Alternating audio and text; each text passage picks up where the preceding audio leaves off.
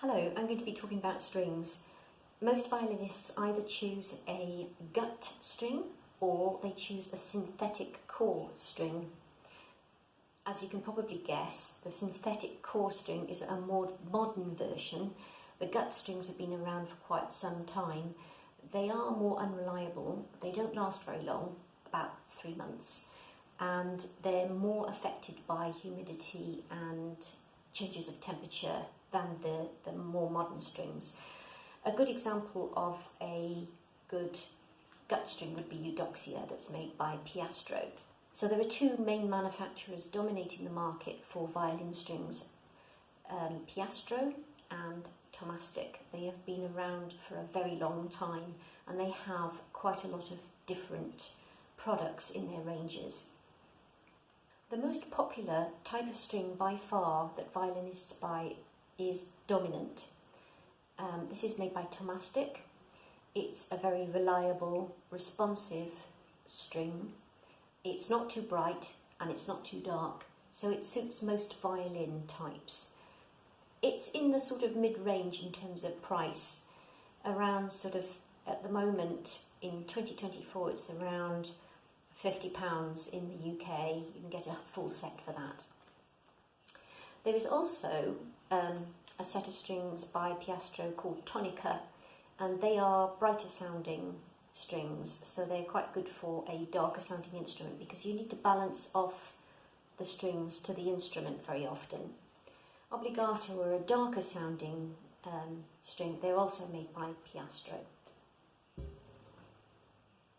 One of the problems that I've found with matching strings to violins is that students often think if they want a darker, more mellow sound and they already have a violin that's dark and mellow, they should match the string to the violin.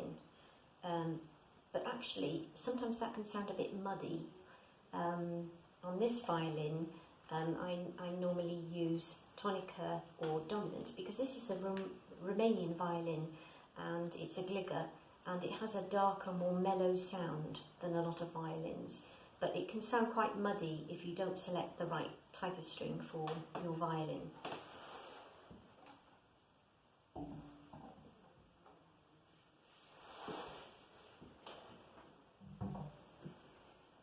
This violin, on the other hand, is a French one, and it has a refined, sweet sound, but more on the bright side than the dark side.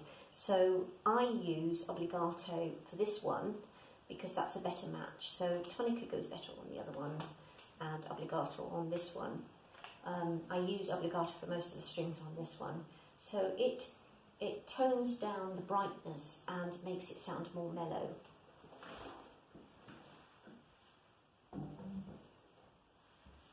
If you're not sure what kind of string or sound you would like, I think the dominant are a very good choice.